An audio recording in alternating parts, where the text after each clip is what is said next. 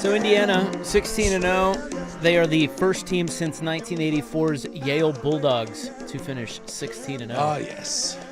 You remember that club? I do remember that club. Man, they were good. Man, I think about Did I that. say 1984? I meant 1884. Think about that Yale team all the time. I looked them up today. 16 games in leather helmets. 7 people died or something. Yeah, I don't know if there even were leather helmets.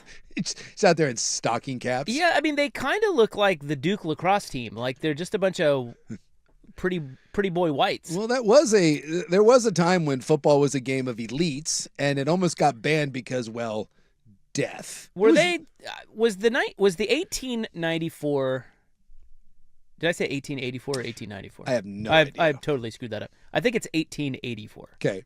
But it might have been 18. I'll look it up for you. Yeah. Okay, maybe it's 1894. I got 1884. They were 8-0 1884. No, 16-0. 1894. Yeah, right here. 1894, they were 16-0. Yeah, there we go. Coached by old William Rhodes. Yeah, and the story of William Rhodes is that he played there 2 years prior. Mm-hmm. He went off to play in Cleveland at some, I don't know, I guess the pros? I don't know. Back then. Led by Frank Butterworth at fullback. They beat their opponents 485-13. Yeah, they only gave up 13 points. So anyway, what's the guy's name? William Rhodes? William Rhodes. He was their coach because he came back to be a referee in one of their games, and he didn't like what he saw. He was like, this team isn't very good. Tell you what, guess who's coach now? William Rhodes. I'm not going to lie. Seriously. Dude, I kind of want – that Y looks like a BYU Y. I want one of those sweaters. They're playing in like some tactical turtleneck sweaters. I know. A couple of the guys, for some reason, they're wearing like vests over the like top. Like I said, they look like the Duke lacrosse team. They might as well have sweaters tied around their neck. Yeah. They're very cuddly, too. Were they tough? Those were some tough sons of bitches. Were they? Look, Did you have to be tough to play back then? I think in 1894, you had to be tough to live. That's why, fair. That's why no one has ever smiled in those photos. Now, granted, everyone weighed 180 pounds. Show those guys today's game. Well, not so much. What do they say? Well, they're walking off the field. You can't. Exactly. No one sees football wasn't even tough in 1894. No one sees Reuben Bain Jr. I don't know what to make of Yale. They were at Yale. Well, you know what? There's a lot of good parts in that, and a lot of white privilege. But you're right. They outscored their opponents 485-13, which is, I mean, come on, that's dominant. Yeah. That's better than Indiana. That is better than Indiana, yes. Anyway, I just think it's amazing how many coaches, because I feel like college football is going to start to mimic the NFL, at least at the top. I mean, you still have a bunch of schools that don't have the talent, and they can't compete. Yeah. And the better talented teams will win out. But when you get to the highest levels, the top 10, top 12, top 16 in the tournament, or then top 25, whatever, you're going to start to see it mimic the NFL in that I think anybody can win any given day because the margin is so razor thin. It's just uncanny to me how, like, I thought Sean McVay had a terrible weekend even though the Rams won. Yeah. It's like John Harbaugh got fired because he cannot stop blowing games. Mm-hmm. Like, it is so hard. Even the good coaches, the best coaches, Andy Reid had this for years where he could not manage the clock, couldn't get over the hump, so he was run out of Philly. Like, these are the best of the best. And Cignetti, like you said, had a rough night last night. I mean, they won, but he had some serious burning of timeouts that could have cost him. Yep. He had the 30 seconds at the end of the half that could have cost him. The going for the field goal instead of the touchdown late in the game wasn't his best game. No. It's just amazing to me how even the best of the best constantly almost blow it or blow it. Not almost, do. Well, it's why when you get to this point, and if you're Miami and you let it slip through your fingers, or Oregon loses those 2 games in the last couple of years and gets blown out, there's always, what is it, the Moonlight Graham from Field of Dreams. You always think that there'll be a next time, but sometimes you don't realize that tonight is your only time. There's no guarantee you get back. It is really hard to even get there. And so when you have those little oopsies, like, think about Josh Allen in was it 13 seconds, right, against the Chiefs? Yeah. And you're sitting there and you're thinking to yourself, oh, my God. Like, don't worry, Josh Allen's young. It's a good Bills team. They'll get back. No, they haven't. And now their coach is fired, and who knows if they'll get back. There's a new dominant team in that division in New England. Like, you have to take advantage of those, which is why, last night with Indiana, the fact that they were able to finish this off, I have no idea what to make of Indiana going forward. Okay, what they've done in the last 2 years is unbelievable. But the year before, right, it ended in a total plop. This year, Ohio State was by the slimmest of margins, right? The Oregon game at the beginning was a very slim margin. Could have easily lost at Penn State, right?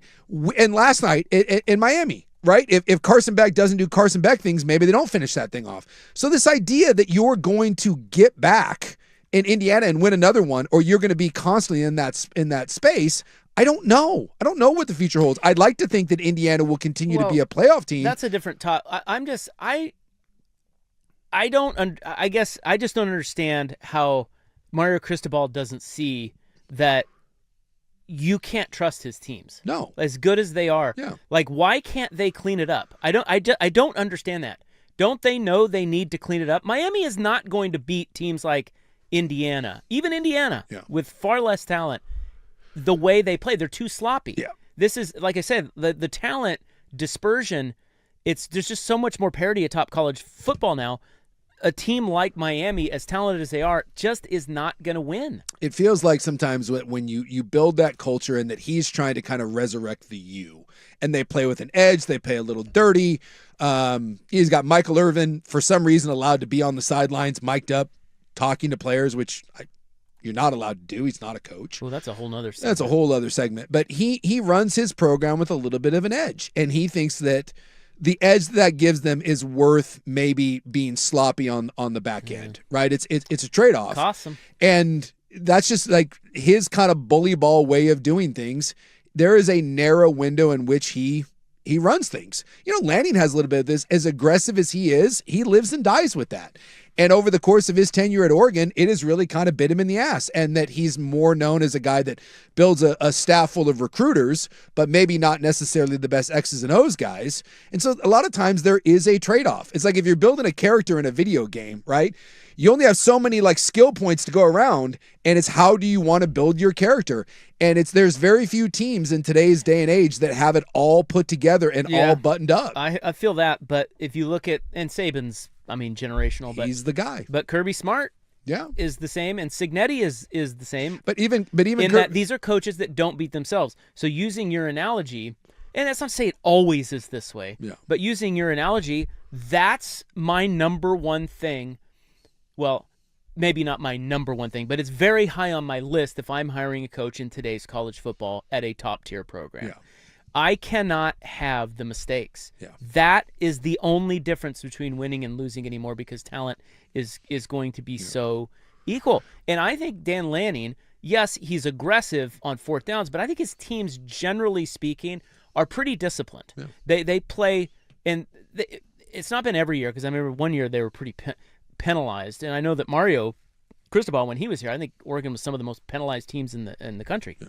And that hasn't changed. It's that. That right there. Whatever Cignetti Cignetti is the crown jewel example of what I'm talking about. Yep. In that he's not perfect, but my God, his teams, we just mentioned it, his team has not lost a fumble in 15 games. Yeah. How do you coach that? Is that luck? There's something there's something in the Cignetti sauce. Something in the sauce. They do not beat themselves. That is it right there. That is it. And if you could bottle that and sell it, you'd be worth $1 billion. Like someone asked Cignetti, how many people are going to come to Indiana in the offseason? Because teams travel around, right? And go visit others. And Cignetti basically said, no, stay away. He goes, I would rather watch film and do what I do. He is not one that is going to open his doors and say, this is how we do it. He's just not. Yeah, he shouldn't. He shouldn't. Yeah, it's the Spurs thing. Why didn't more people try to play basketball like the San Antonio Spurs back when they were doing it? There's always that. You mentioned it, Tom Brady. Tom Brady's way of going about preparing for football games, not many people want to do it.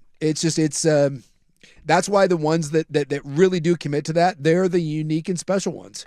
And whatever they did at Indiana, that's the greatest accomplishment in the history of college football, taking that crew, cast-offs and JMU guys, and in 2 years turning the worst team in college football history to 16-0 in perfection. Well, that should give everyone hope. Everyone not named Ohio State or Oregon or Alabama. That's amazing. Yes. Now, are they a thing? Are they here to stay? That's the next question. No one knows.